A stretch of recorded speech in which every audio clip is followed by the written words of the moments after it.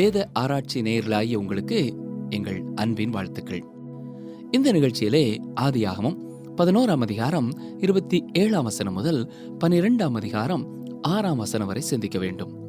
முதலாவதாக ஆதியாகமம் 11ஆம் அதிகாரம் 27 முதல் 31 வரை வசனங்களை வாசிக்கிறேன். தேராகுடைய வம்ச வரலாறு. தேராகு ஆபிராம், நாகோர், ஆரான் என்பவர்களை பெற்றான். ஆரான் லோத்தை பெற்றான். ஆரான் தன் ஜன்ம பூமியாகிய ஊர் என்கிற கல்தேயர் தேசத்து பட்டணத்திலே தன் தகப்பனாகிய தேராகு மரிக்கும் முன்னே மரித்தான். ஆபிராமும் நாகோரும் தங்களுக்கு பெண் கொண்டார்கள். ஆபிராமுடைய மனைவிக்கு சாராய் என்று பெயர், நாகோருடைய மனைவிக்கு மில்காள் என்று பெயர். இவள் ஆரானுடைய குமாரத்தி. அந்த ஆரான் மில்காளுக்கும் இஸ்காளுக்கும் தகப்பன். சாராய்க்கு பிள்ளை இல்லை, மலடியாயிருந்தாள். தேராகு தன் குமாரனாகிய ஆபிராமையும் ஆரானுடைய குமாரனும் தன் பேரனுமாயிருந்த லோத்தையும் தன் குமாரன் ஆபிராமுடைய மனைவியாகிய தன் மருமகள் சாராயையும் அழைத்து கொண்டு அவர்களுடனே ஊர் என்கிற கல்தேயருடைய பட்டணத்தை விட்டு கானான் தேசத்துக்கு போக புறப்பட்டான். அவர்கள் ஆரான் மட்டும் வந்தபோது அங்கே இருந்து விட்டார்கள். அருமையானவர்களே, இங்கே நாம் வாசிப்பது போல சேமுடைய வம்சத்திலேதான் நாகோர் வருகிறார். நாகோரின் குமாரர் தான் தேராகு. தேராகின் குமாரன் தான் ஆபிராம்.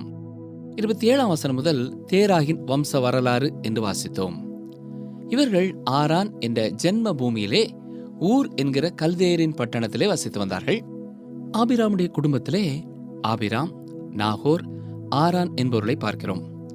ஆரான் லோத்தை பெற்ற பின் அவனுடைய தகப்பனாகிய தேராகு மரிக்கும் முன்னதாகவே மரித்து போய்விடுகிறான். எனவே லோத்து தகப்பனாருடைய சகோதரர்களால் பராமரிக்கப்படுகிறான். ஆரான் என்ற வார்த்தைக்கு பிந்துதல் அல்லது காலம் தாழ்த்துதல் என்று பொருளாகும். ஆபிராமுடைய மனைவி சாராய். ஆபிராமுடைய சகோதரனாகிய நாகோரின் மனைவியின் பெயர் மில்காள். சாராய்க்கு குழந்தை பாக்கியம் இல்லை. ஆபிராமுடைய தகப்பனாகிய தேராகு ஆரான், ஆபிராம், அவளுடைய மனைவிமார் மற்றும் லோத்து இவர்கள் எல்லாரையும் கூட்டிக் கொண்டு ஊர் என்கிற கல்தேயருடைய பட்டணத்தை விட்டு கானான் தேசத்திற்கு போக புறப்பட்டான். ஆனால் அவர்கள் ஆரான் என்ற இடத்திற்கு வந்தபோது அங்கே இருந்து விட்டார்கள். இப்பொழுது வசனம் 32 பாருங்கள். தேராகுடைய ஆயுசு நாட்கள் 205 வருஷம். தேராகு ஆரானிலே மரித்தான். ஆபிராமுடைய தகப்பனார் அங்கே மரித்து போய்விடுகிறார். இப்படிப்பட்ட நேரத்திலே என்ன நடக்கிறது என்பதை குறித்து தான் 12ஆம் அதிகாரத்திலே நாம் பார்க்க போகிறோம். அங்கே ஆபிராமுடைய அழைப்பை குறித்தும் ஆபிராம் அதற்கு எப்படி பதில் சொன்னான் என்பதை குறித்தும் பார்க்கிறோம். ஏற்கனவே நாம் சிந்தித்தது போல ஆதியாகமம் 1ஆம் அதிகாரம் முதல் 11 அதிகாரங்கள் வரை ஒரு பிரிவாகவும் 12ஆம் அதிகாரம் முதல் மற்றொரு பிரிவாகவும் ஆரம்பமாகிறது. இங்கே அந்த சூழ்நிலை முற்றிலும் வேறுபட்ட ஒரு சூழ்நிலையாக இருக்கிறது. இவ்வளவு காலம் துரிதமாக பல சந்ததிகளையும் ஆங்காங்கே நடைபெற்ற முக்கியமான சம்பவங்களையும் நாம் சிந்தித்தோம். இனி நாம் குறிப்பிட்ட மனிதர்களுடைய வாழ்க்கையை சிந்திக்க போகிறோம். எல்லாருடைய வாழ்க்கையும் சிறப்பானது என்று சொல்ல முடியாது. ஆனால் அனைவருடைய வாழ்க்கையும் மிக முக்கியமானவை. ஆதியாகமத்திலே குறிப்பாக 4 பேரை குறித்து நாம் சிந்திக்க போகிறோம். முதல் 11 அதிகாரங்களிலே 4 சிறப்பான மகத்துவமான நிகழ்ச்சிகளை நாம் சிந்தித்தோம். 1 சிருஷ்டிப்பு, 2வது தேவன் மனிதனை படைத்த சம்பவம், 3வது பெரிய வெள்ளம், 4வது பாபேல் கோபுரம். இந்த எல்லா நிகழ்வுகளிலேயும் மனுக்குலம் என்ற கூட்டமாக தேவன் அவர்களோடு இடைபடுவதை பார்க்கிறோம். ஆதாமுக்கும் ஆபிராமுக்கும் தவிர தேவன் யாருக்கும் தன்னை காண்பித்ததில்லை. முழுமையான மனுக்குலத்துடன் தேவன் செயல்பட்டார். 12ஆம் அதிகாரத்திலே இதிலே ஒரு பெரும் மாற்றத்தை பார்க்கிறோம். இனி 4 தனி நபர்களை நாம் சிந்திக்க போகிறோம்.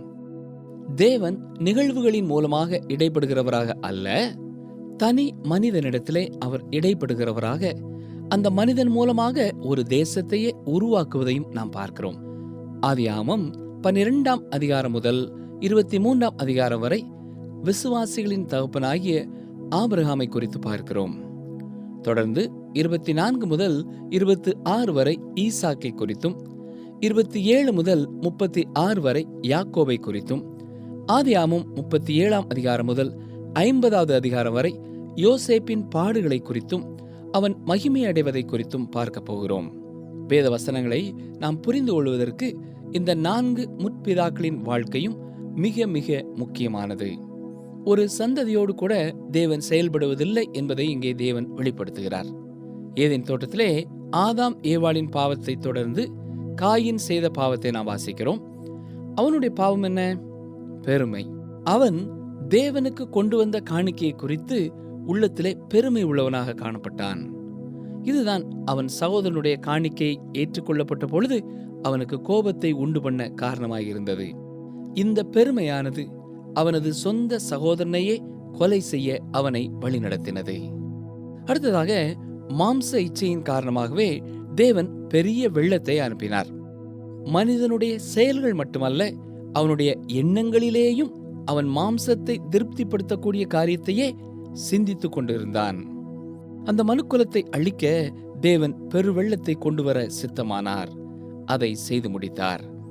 ஏனென்றால் அந்நாட்களிலே விசுவாசியான ஒரே ஒரு மனிதனைத்தான் தேவன் கண்டார். அடுத்த சந்ததியிலே பார்ப்போம் என்று தேவன் காத்திருந்திருப்பார் என்றால் மனுக்குலம் அனைத்தையுமே அவர் அழிக்க வேண்டியது இருந்திருக்கும். உலகத்தோடும் உலக மக்களோடும் தேவன் மிக பொறுமையாகவே இருந்தார். 969 ஆண்டுகள் அவர் காத்திருந்தார். மெத்துசலாவின் வாழ்நாள் முழுவதும் அவர் காத்திருந்தார். எந்த ஒரு மனிதனும் தன்னுடைய இருதயத்தை மாற்றிக்கொள்வதற்கு 969 ஆண்டுகள் போதும் என்று நீங்களும் கூறுவீர்கள். ஆனால் மக்களோ தேவனிடத்திலே திரும்புவதற்கு பதிலாக அவருக்கு விரோதமாக வெளிப்படையாக கலகத்திலே ஈடுபட ஆரம்பித்தார்கள். அருமையானவர்களே, ஜல பிரளயத்தினாலே அவ்வளவு பெரிய அழிவு வந்த போதிலும் மக்கள் தேவனை தேடவில்லை.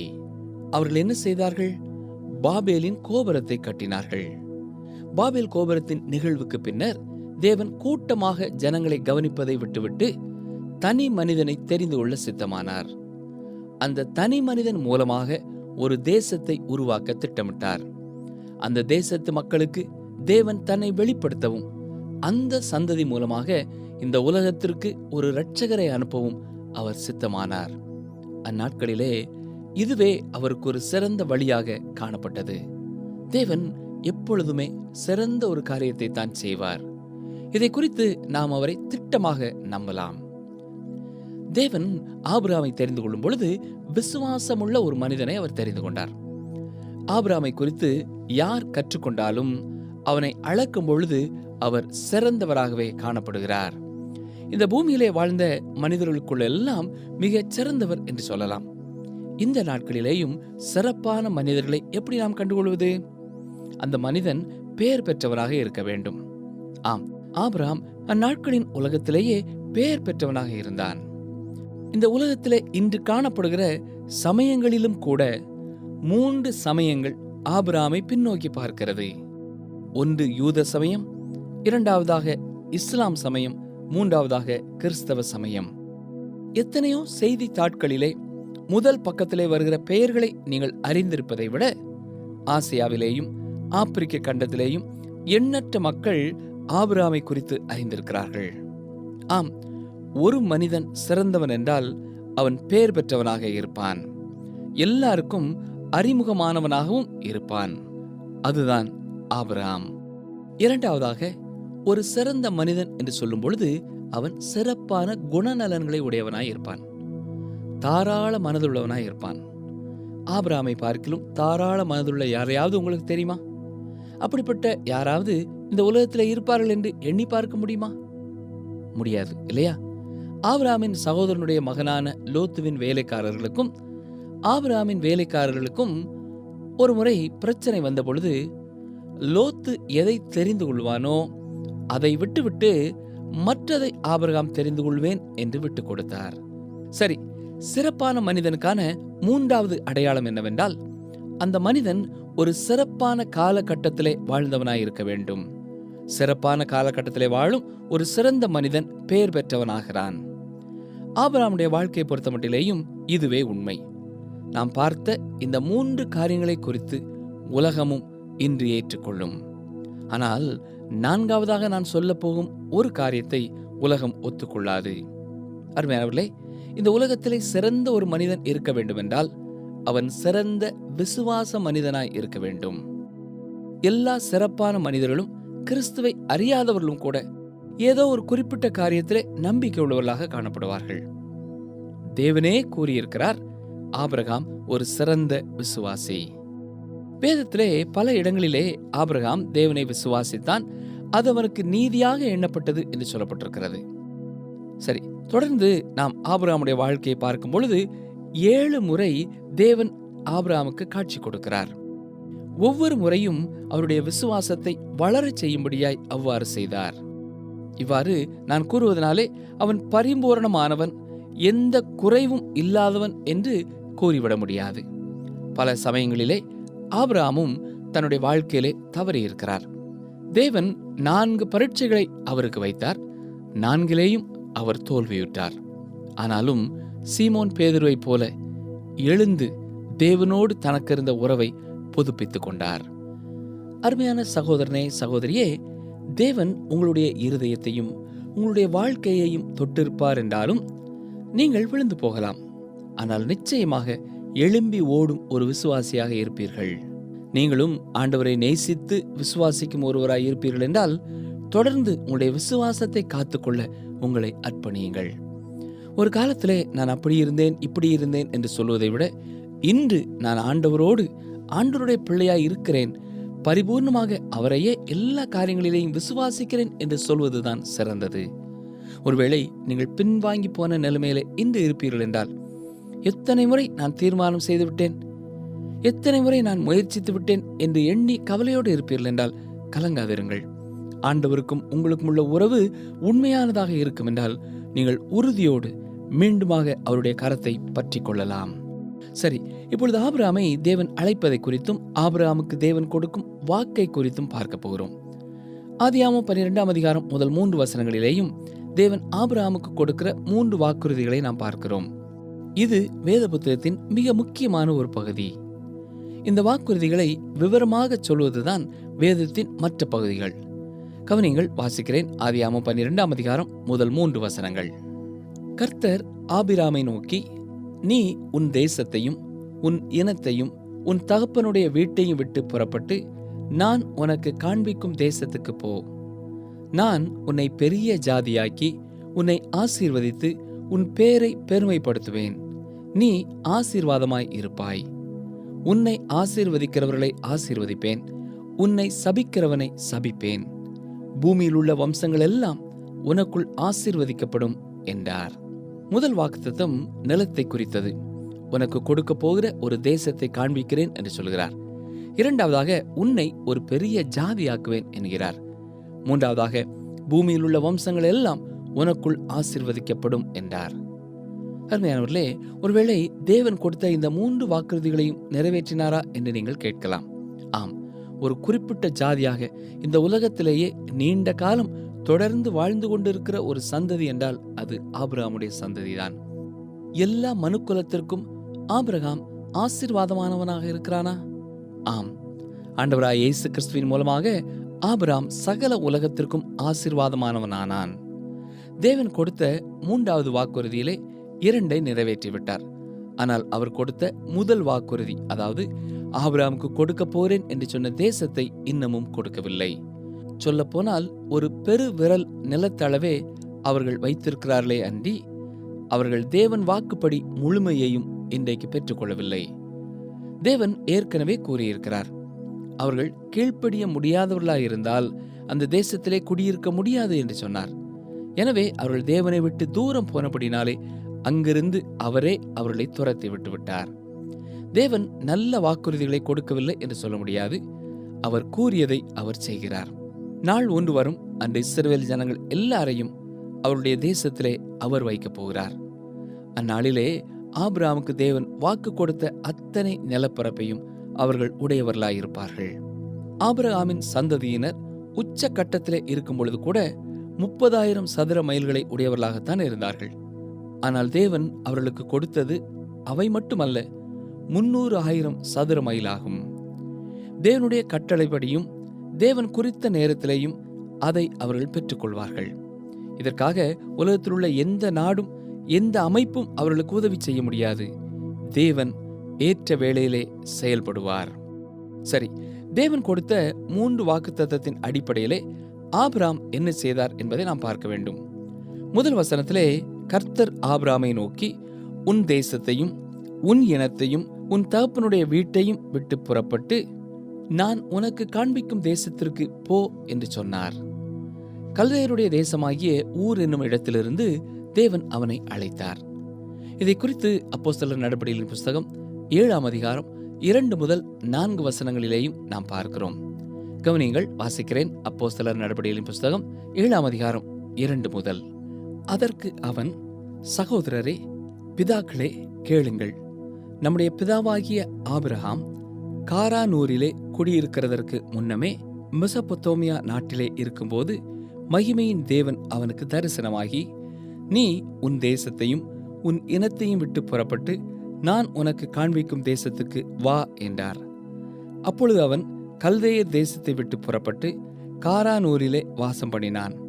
அவனுடைய தகப்பன் மரித்த பின்பு அவ்விடத்தை விட்டு நீங்கள் இப்பொழுது குடியிருக்கிற இத்தேசத்திற்கு அவனை அழைத்து கொண்டு வந்து குடியிருக்கும்படி செய்தார். ஆபிராம் தேவனுக்கு கீழ்ப்படிந்து வீட்டை விட்டு எல்லா வியாபாரங்களையும் விட்டு அந்நாட்களிலே உயர்ந்த நாகரிகத்தை கொண்ட அந்த ஊரை விட்டு எங்கே போகிறான் என்பதை அறியாதவனாக புறப்பட்டு வந்தான். இருந்தாலும் இது முழுமையான கீழ்ப்படிதல் என்று சொல்ல முடியாது. ஏனென்றால் அவன் குடும்பத்திலே ஒரு பகுதியையும் தன்னோடு கூட்டிக் கொண்டு வருகின்றான். அங்கே தகப்பனார் தேராகை கூட்டிக் கொண்டு வந்தான். ஆனால் தேவன் அவரை அழைத்து கொண்டு வர வேண்டாம் என்று கூறியிருக்கிறார். அவனுடைய தேசத்தை விட்டு அவனுடைய உறவினரை விட்டு ஏன் வர வேண்டும் என்று தேவன் கூறினார்?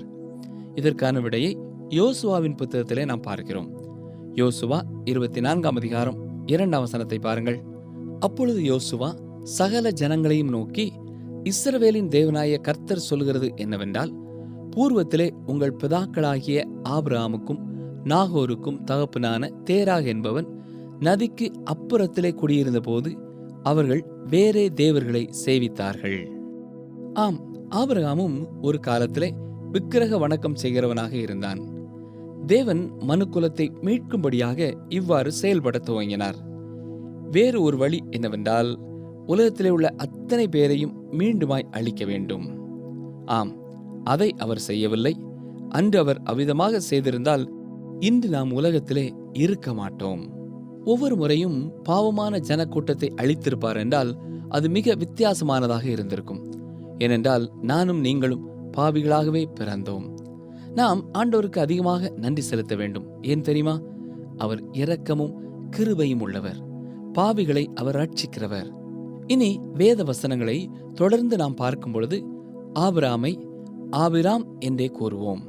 17ஆம் அதிகாரத்திற்கு பிறகே தேவன் அவனுடைய பெயரை ஆபிரகாம் என்று மாற்றிய பின்னர் நாமும் ஆபிரகாம் என்று கூறலாம். சரி, ஆதியாகமம் 12ஆம் அதிகாரம் 4ஆம் வசனத்தை பாருங்கள். கர்த்தர் ஆபிராமுக்கு சொன்னபடியே அவன் புறப்பட்டு போனான். லோத்தும் அவனோடே கூட போனான். ஆபிராம் ஆரானை விட்டு புறப்பட்ட போது 75 வயதுள்ளவனாயிருந்தான். தேவனுடைய கட்டளைக்கு கீழ்ப்படிந்து கானானை நோக்கி புறப்பட்டு போகிறான். ஆனால் லோத்தும் கூட செல்கிறான். இப்பொழுதும் முழுமையான கீழ்ப்படிதல் அங்கே இல்லை. வசனம் 5 பாருங்கள். ஆபிராம் தன் மனைவியாகிய சாராயையும் தன் சகோதரனுடைய குமாரனாகிய லோத்தையும் தாங்கள் சம்பாதித்திருந்த தங்கள் சம்பத்தெல்லாவற்றையும் ஆரானிலே சவதரித்த ஜனங்களையும் கூட்டிக் கொண்டு அவர்கள் கானான் தேசத்துக்கு புறப்பட்டு போய் கானான் தேசத்தில் சேர்ந்தார்கள். ஆபிராம் தனது மனைவியாகிய சாராயை அழைத்து சென்றான். அது சரியானதுதான். ஆனால் தனது சகோதரனின் குமாரனாகிய லோத்தையும் அங்கே சவதரித்த ஜன கூட்டம் அனைத்தையும் கொண்டு போகிறான். ஆரானிலே ஆபிராம் தங்கியிருந்த காலங்கள் தேவனுடைய ஆசீர்வாதத்தை பெற்றுக்கொள்வதற்கு அவனை பிந்தச் செய்தது. மெசொப்பொத்தோமியாவிலே இருக்கும் பொழுது அவனுக்கு தரிசனமான கர்த்தர் ஆரானிலே அவன் பின்தங்கி இருக்கும் பொழுது, காலத்தை தாழ்த்தி கொண்டு இருந்த பொழுது அவனோடு இடைபடவில்லை. அவனுக்கு காட்சி கொடுக்கவில்லை. மீண்டுமாக லோத்துவையும் தன்னிடத்திலிருந்து அனுப்பிவிட்ட பின்னரே தேவனை அவன் சந்திக்கிறான். வசனம் 6 பாருங்கள். ஆபிராம் அந்த தேசத்தில் சுற்றித் திரிந்து சீகேம் என்னும் இடத்துக்கு சமீபமான மோரே என்னும் சமபூமி மட்டும் வந்தான். அக்காலத்திலே கானானியர் அத்தேசத்தில் இருந்தார்கள். அருமையானவர்களே, கானானியர் மோவாபின் குமாரனான காமின் மகனான கானானின் சந்ததி. மற்றொரு முக்கியமான குறிப்பை இங்கே நான் பார்க்க வேண்டும். கல்தேயருடைய ஊர் என்னும் நாகரிகமற்ற ஒரு இடத்திலே இருந்து பாலும் தேனும் ஓடுகிற ஒரு தேசத்திற்கு புறப்பட்டு வந்தான் என்று நினைக்கிறார்கள். கானானுக்கு வந்தது ஆபிரகாமுக்கு நல்லது என்று சிலர் யோசிக்கலாம். ஆனால் வேதம் நமக்கு அவ்வாறு சொல்லவில்லை. அகழ்வாராய்ச்சி நமக்கு கற்றுக் கொடுப்பதும் கல்தேயர்களின் ஊர் என்னும் இடமானது கலாச்சாரத்திலே மிகவும் வளர்ச்சி பெற்ற ஒரு இடமாயிருந்திருக்கிறது. ஒருவேளை ஆபிரகாமும் சாராயும் தன் வீட்டிலே குளிப்பதற்கான ஒரு தொட்டியை கூட உடையவர்களாய் இருந்திருக்கலாம். ஊர் என்பது பேர் பெற்ற செல்வ செழிப்பு நிறைந்த ஒரு நகரம். அதையெல்லாம் விட்டுவிட்டுதான் கானானுக்கு ஆபிரகாம் வந்தார். அக்காலங்களிலே கானானியர்கள் அங்கே இருந்தார்கள். அவர்கள் கலாச்சார வளர்ச்சி பெறவில்லை. அவர்கள் காட்டு மிராண்டிகளாகவும் தேவனை அறியாதவர்களாகவும் இருந்தார்கள். இந்த மக்களை முன்னேற்றுவிப்பதற்காக ஆபிரகாம் கானானுக்கு வரவில்லை. தேவனுடைய கட்டளைக்கு கீழ்ப்படிந்து ஆபிரகாம் கானானுக்கு வந்தார்.